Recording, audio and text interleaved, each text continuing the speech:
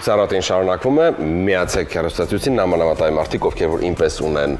պրես, կլոր պրես։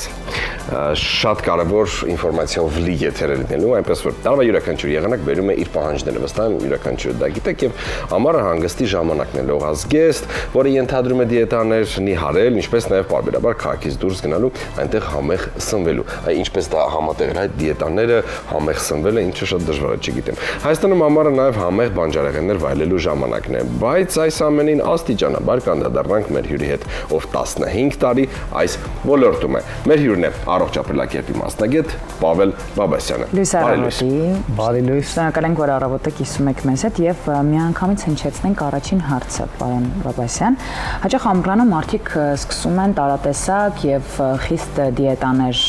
պահել արագ արդյունքին հասնելու ակնկալիքով, որն է ամենատարածված սխալը, որը դուք տեսնում եք։ Նախ եթե խոսենք ամառվա մեր սեզոնի մասին, ամառը իրականում լավագույն ժամանակն է հենց բեռնաթափվելու համար, որովհետև կա լի ուտելիքներ, ընդ որում բազմազան տարբեր գույների եւ ամենամեծ սխալը մարդկանց հիմնականում նա է, որ փորձում են սահմանափակել։ Այսինքն մենք ունենք լայն ընտրանի, չէ, ուտելիքների առումով, սակայն մարդիկ սկսում են սահմանափակել եւ չուտել ու փորձել ինչ-որ դիետաներ անել։ Ահա, այս է խնդիրը։ Բայց կարծում եմ մի քիչ ավելի հետ գնանք եւ առաջնային կետերից այն է, որ օրինակ ինչ որ դիետա, որ համապատասխանում է Պողոսին, չի կարող համապատասխանել ինձ։ Նույնն ասենք Անահիտին, Պետրոսին եւ այլն, ամեն մեկիս օրգանիզմը տարբեր է։ Այսինքն առաջնայինը պետք է սկսել համապատասխան ստուգումներից, կարծում եմ, չէ՞։ Քաշ գոյություն ունի, այս պայդրությամբ մենք առողջական ինչ խնդիրներ ունենք, ինչը մեզ պետք, ինչը մեզ պետք չէ։ Առաջնայինը երևի դրանից է պետք սկսել։ Նոր ընտրել ինչ-որ X դիետա։ Այո, կարելի է, կան մի քանի հարցեր, որոնցով կարելի է փոքրիկ թեստավորում անել մարդկանց, օրինակ առաջին հարցը, որը ես սիրում եմ տալ մարդկանց, ինչ ես նախաճաշում։ Ես օրինակ ոչ մի բան։ Ես նախաճաշում եմ հավկիթով կամ տվորակ։ Կատնաշորով, այո։ Կարևոր է նախաճաշի առկայությունը եւ նախաճաշը պետք է լինի բալանսավորված, այսինքն մեր ափսեն ոչ միայն պետք է սպիտակուցով հարուստ լինի, այլ նաեւ օգտակար ճարպեր, բջջանյութ, ածխաջրեր ու լավագույն օրվա մեկնարկը դա հենց առողջ նախաճաշն է հանդիսանում։ Շատ լավ։ Հայաստանում ամառը հարուստ է թարմ բանջարեղեններով եւ մրգերով, ինչպես ճիշտ համադրել դրանք, որպեսզի օրգանիզմը ստանա առավելագույն օգուտ։ Եթե վերցնենք միրգն ու բանջարեղենը, ամեն հիմնական սնունդ ընդունման ժամանակ հարկավոր է, որպեսզի լինի հենց բանջարեղեն, ընդ որում գունավոր եւ ցանկալի չի, որ արդեն հատկապես ամռանը մենք իրան խառնենք տարբեր սոուսների կամ մայոնեզի եւ այլնի հետ, հա, կարելի է հենց ավելի թարմ կիտրոնի հյութով կամ այսօր հունական յոգուրտը կարծես փոխարինում է նաև թթվասերին, ինչով ավելի հեշտ եւ թեթև համադրություն ենք ստանում։ Իսկ մրգերի հետ կապված դա թերևս այն ռումբն է շատերի դեպքում, որ գիշերը հատկապես մտածում են թեթև սնունդ է, բայց արի ուտես մենք մեծ վնաս ենք հասցնում, քանի որ ինքը արտադրելու է ինսուլին, որպեսզի նվազեցնի շաքարը, իսկ մեզ դա պետք չի հատկապես գիշերը։ Այսինքն գիշերը, երբ որ ունեք սիրտդ ուզում է ձմերուկ կամ եմիշ կամ խնձոր, չի կարելի։ Եթե մի քիչ կարելի է գոնել։ Ավելավա մի քիչ, բայց գնանք քայլենք, որպեսզի վերացնենք ռիսկը, խնդիրը, հետևանքները, հա, բայց ցանկալի է օրվա սկիզբ տեղափոխել, այսինքն եթե սիրում ենք շատ միրգը, բերենք օրվա սկիզբ։ Իսկ եթե մարզվում ենք, ապա դա նույնպես լավագույն տարբերակ է հանդիսանում, հատկապես մարզումից հետո արագ էներգիա հավաքելու համար։ Պարոն Բաբասյան, շատերը հանգստի ընթացքում կորցնում են սննդային կարգապահությունը, հնարավոր է հաճույք ստանալ սննդից առանց ավելորդ կիլոգրամներ հավաքելու։ Եկեք ընդունենք, որ երբ որ գնում ենք քաղաքից դուրս հանգստանալու, շատ ժամանակ գալիս ենք տուն հոգնած։ Ես հոգնած եմ միշտ այդպես։ Ու կարծես մի քանի օր ժամանակապետ, որպեսզի վերականգնվենք։ Ես գտել եմ մոտավոր մեխանիզմ եւ իմ հաճախորդներին նույնպես խորհուրդ եմ տալիս, թե ինչպես անել, որպեսզի թեթև անցնի օրը եւ կան տուն վայելած եւ նույնիսկ հանգստացած, որովհետև մեր հիմնական խնդիրը նա է, երբ որ գնում ենք քաղաքից դուրս, սեղանը դնում ենք ու անդադար այդ սեղանը մնում է հենց այդպես։ Հարկավոր է ուղղակի ֆիքսել ժամեր, այսինքն ունենանք 2 կամ 3 սննդի ընդունում։ Ոնց ենք տանը սեղանը հավաքում, նորից դնում, հա։ Այդ նույն կանոնով եթե առաջնորդվենք, այլ ոչ թե անընդհատ ծամելու սկզբունքը օգտագործենք։ Մի հատ միրգ, մի հատ չիփս, մի հատ հետո պոպոկ եւ անընդհատ ձմերուկ, հետո խորովածը ու հետո բադրջան պոմիդորը խորոված են, տապակած են։ Տամոքսը զարմանում է կոնկրետ։ Եվ դեռ չենք խոսում խմիչքների, գազավորված ըմպելիքների, ալկոհոլի եւ սուրճի մասին, որովհետեւ այդ ամեն ինչ ուղղակի հարկավոր է ուղղակի մի քանի խմբերի բաժանել, եթե թույլ կտակ, ես կարող եմ խորհուրդներ տալ, ինչպես կարելի է անել, որովհետև բնականաբար բոլորի վերնախցիկներում ահագին գնում այնտեղ ծմերուկը, եմիշը, չէ, ըմպելիքները առաջին ավելի լավ է հենց սկսենք մրգերից եւ այդքանով ավարտենք մրգերի ընդունումը, որովհետև ծանր սնունդից հետո, խորովածից հետո պատկերացրեք, միսը ինքը շատ երկար է մնում ստամոքսում, մարսում եւ մսի վրայից գնաց արդեն միրգը, ինչը ծանրություն առաջացրեց եւ կարելի ասել թթվեց ներսում, ինչից էլ առաջանում են հենց մարսողական խնդիրները, դժվարությունները, վքնացությունը։ Դրա համար սկսեցինք մրգերից, որից հետո եկավ հիմնական խորովածը աղցանով, բջջանյութով, նոր արդեն դրանից հետո կարելի է մի քիչ քաղցրացնել մեր երեկոն ու այդքանով ավարտել կարծում եմ։ Այսինքն լինի 2-3 ժամ ինտերվալ ու եթե խոսենք նաև սննդի հիգիենայի մասին, որովհետեւ չթունավորենք սնունդը, եթե կա հնարավորություն այնտեղ սառնարան ունենալու, անպայման պետքա սառնարանում լինի մթերքները։ Եկեք, այս դիետաների ընթացքում, այդ նիհարելու ընթացքում, արդյոք այ հետաքրքիր է, սուպերմարկետում մենք տեսնում ենք վաճառվում են տարբեր բատոնչիկներ, տարբեր յոգուրտներ, որոնք նպաստում են նիհարելուն, որ լայն տարածում ունի դա։ Արդյոք այդ դիետաների ընթացքում ճիշտ է դրանից օգտվելը, թե մասնագետի հետ խորհրդակցելուց հետո միայն։ Եթե ընդհանուր առմամբ տիրապետում ենք կալորիականությանը ու պատկերացնում ենք, թե տվյալ բատոնչիկը կամ օգտակար սնունդը արդյոք լրացնելու է մեր սննդային պաշարը, թե հակառակը դա ավելացնելու է, այս է խնդիրը։ Դրա համար մարքեթինգային զոհ գնալը, որ ամեն ինչ դիետիկ, պրոտեինային, դա ես ընդունում եմ, ես ինքս հետևում եմ դրան, սակայն մեզ այստեղ գիտելիքներ են պետք, որպեսզի մենք ճիշտ օգտագործենք, ճիշտ ընդունենք այդ ամենը։ Խոսենք ջրազրկումից։ Ջրազրկումը հաճախ անտեսվում է, ինչ նշաններ են հուշում, որ օրգանիզմը բավարար հեղուկ չի ստանում, որտեղ ամռանը իրոք շատերս կարող են ջրազրկվել ոչ ճիշտ հեղուկ ընտրել։ Ամենատարածված խնդիրը, հատկապես ավելորդ քաշ ունեցող մարդկանց մոտ, դա այտուցներն են, երբ որ մարմինը, ծայրամասերը, ոտքերը այտուցվում են, դա նշանակում է, որ ջուր բացարձակ չեն խմում իրենք։ Եվ սուրճն է իրանց մոտ տիրում ավելի շատ։ Իսկ եթե ընդհանուր առմամբ վերցնենք, ապա էներգիայի պակասը օրվա ընթացքում դա հենց ջրի պակասից է լինում։ Այսինքն ցերեկը հոգնածությունն մոտը դա ջրի պակաս։ Օրինակ ես հիմա եկել եմ ձեր տաղավար, այն կողմում իմ հետ բերել եմ իմ լիտրանոց հեղուկը։ Ես էլ ունեմ ջրի։ Որպեսզի ես անընդհատ օրվա մեջ մենք ստանանք ու հովանանք, չէ՞ որ ամռանը մեր օրգանիզմը կարիք ունի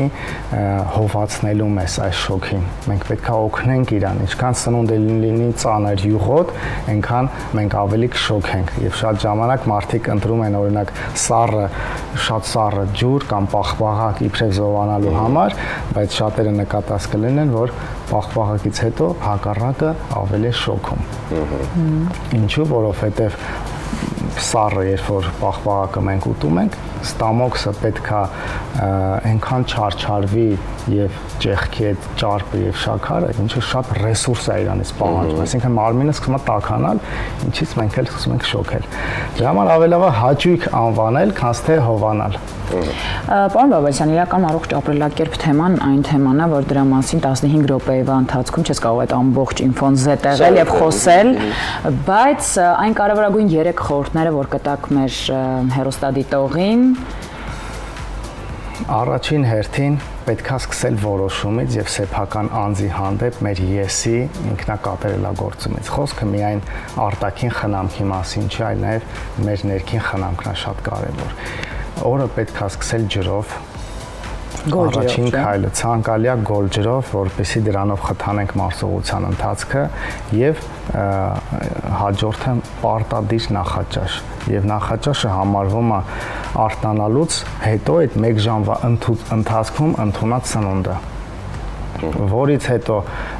ջուրը պետքա միշտ ուղեկցի մեզ օրվա ընթացքում։ Կա հատուկ բանաձև, կարծում եմ շատերը գիտեն, ամեն կիլոգրամին 30 մլ հեղուկ եւ շատ հեշտ է հաշվել։ Ընդհանրապես պետքա տրոհել դա օրվա ընթացքում մի քանի ընդունումների կամ շիշ ունենալ կամ բաժակը միշտ լինի աշխատանքային սեղանին ու ջուրը կուղեկցի։ Եվ երրորդ խորհուրդը դա կլինի հաճախակի սնունդը քիչ չափաբաժիներով, որով կարողանանք եւ կալորիաները ստանանք եւ նաեւ գոյություն ունի սպիտակուցի յուրացման ֆակտոր, դա շատ կարևոր է մեր մարմինը, եթե ուզում ենք երիտասարդ տեսք ունենալ երկար տարիներ, մինչև ծերություն սպիտակուցի ֆակտորը ամենակարևորն է։ Իսկ սպիտակուցը դա դժվարամարս սնունդ է համարվում, դրա համար մենք բաժանում ենք նորից մի քանի մասերի օրվա ընթացքում, որպեսզի հասցնենք հավքի, թավինիս, ձուկ եւ այլն լոբազգիները, իսկ ամառվա սեզոնին ցանկալի է ընտրել ամենաթեթև տարբերակները։ Իսկ սովապահության մասին ինչ կասեք։ Օրինակ կան մարդիկ, որոնք սպակտրվածքով 1-2 անգամ սովապահություն են անում։ Դա նույնպես իր դրական ազդեցություն ունի, բնականաբար, այո, կան մարդիկ, ովքեր դա դարձրել են կենսակերպ, ամսվա մեջ կատարում են նման, կարելի ասել բեռնաթափում են իրանց բջիջները։ Բայց դա եւս պետք է պրոֆեսիոնալ անել, որովհետեւ կարող է վնասել օրգանիզմը։ Ստատիկի խորհուրդը որ անես, այո, ես խորհուրդ եմ տալիս մասնագետի հետ անցնել ճանապարհը, որովհետեւ այսօր եկեք անկեղծ խոսենք, որ ինֆորմացիոն քաոսա տիրում, հատկապես համացանցում կամ բազմաթիվ ինֆորմացիա եւ կարող է հիմա ես էլ ինչ որ բան ասեմ եւ մեկը ասի դա հակասական է թվում, չէ՞։ Դրա համար ցանկալի է գտնել լավ մասնագետ, ով քեզ կուղեկցի եւ այդ ճանապարհը ընկերովի կանցնես։ Համել կլինես համախոհների խմբի մեջ, ինչը ավելի հեշտացնում ամեն ինչ։ Դե այսօր մեծամասնությունը նույնիսկ արհեստական բանականությանն են հարցնում, ինչ որ բան է լավ է կամ այսպես անեմ։ Այո, հավատացեք, արհեստական բանականությունը նույնպես կարող է ճիշտ խորհուրդներ տա։ Բայց հակառակն է կարող է։ Կարա սխալվի, բայց այն սիրտը, այն ջիգարը, որ մենք հայերով, չէ, կարողանում ենք իրան ջան ջիգարով մասնագիտական եւ կիսվել մեկս մեկի իրական խորհուրդ էմոցիաներով, դա ինձ թվում է մենք այսօր վերցնում ենք էմոցիաները հենց իրարից, իսկ արհեստական բանականությունը զուտ կտա չոր ինֆորմացիա։ Իսկ ներողություն, լավ է որ կամ ճիշտ է, նորմալ է, երբ որ մարդը մի շաբաթ կամ 10 օր ինչ-որ դիետա է պահում, ճիշտ սնվում է, բայց կանգնում է կշերքի վրա նույն թվերն է, բան չի փոխվում։ Նորմալ է դա։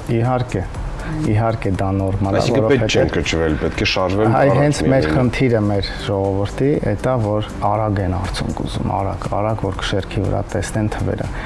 Իմ մոտեցումը մի քիչ տարբերվում է եւ ես ցանկանում եմ որ մենք նպատակ դնենք 1 տարի, որ մենք 1 տարի հետո հիմա լողավազանի սեզոնն է։ Շատերը էլի չհասան իրանց արժեվ դրած նպատակին, հա։ Դրա համար կարևոր է դնել երկարաժամկետ ծրագիր ու փոքր քայլերով գնալ անել։ Չէ՞ որ մենք դպրոցը տարերը սովորել ենք 1 տարում։ Եվ սնվելու այբուբենը նույնպես ժամանակա պահանջում։ Հա, մենք ինչ որ տարեր ստեղից ընդեղից վերցնում ենք, բայց մենք չենք կարողանում լիարժեք մեր համար ինքներս ծրագիր կազմենք։ Դրա համար սկսեցինք ջրից, հետո մի ամիս սկսեցինք նախաճաշից, հետո երրորդ ամիսը սկսեցինք կանոնավոր սնվել, 3 ամիս պահում ենք։ 21 օր է, չէ՞ պետք ինչ որ սովորույթ ձևավորել։ Եվ շատ հեշտ է 3 օրվա ընթացքում նորից հետ վերադառնալ այն կետից, որից սկսել եք։ Այո, որտեղ չես կարող առավոտյան արթնանալ եւ որոշել վերջ այսօրվանից առողջ եմ ապրում, այսինքն մի օր պիտի ջուր ավելացնես։ Եվ գիտեք ինչ, մենք միշտ ուզում ենք որ լինի իդեալական պայմաններ։ Չկա իդեալական պահը հենց հիմա է, հարգելի արհեստադիտողներ, այդ իսկ պատճառով մի ասեք թող գա ամսի 1-ը, գա 2 շաբթին, գա չգիտեմ ինչ որ։ Ծնունդս անցնի նոր կամ չգիտեմ նոր տարին գա, անդադար միշտ պատճառաբանություններ փնտրում ենք, բայց ինձ թվում է եթե որոշում ես պիտի անես հենց այդ պահին։ Նաև ունենք քաղաքացիներ, վստահ եմ մեր հեռուստատողների մեջ կլինեն, որ մեկ անգամ օրինակ նվազում է քաշը, պահում են ինչ-որ դիետաներ, հասնում են ինչ-որ X արդյունքի եւ մտածում են, որ վերջ, այսքանով սահմանափակվում ենք, իմ մոտ ամեն ինչ իդեալական է մնալու, բայց չէ որ դա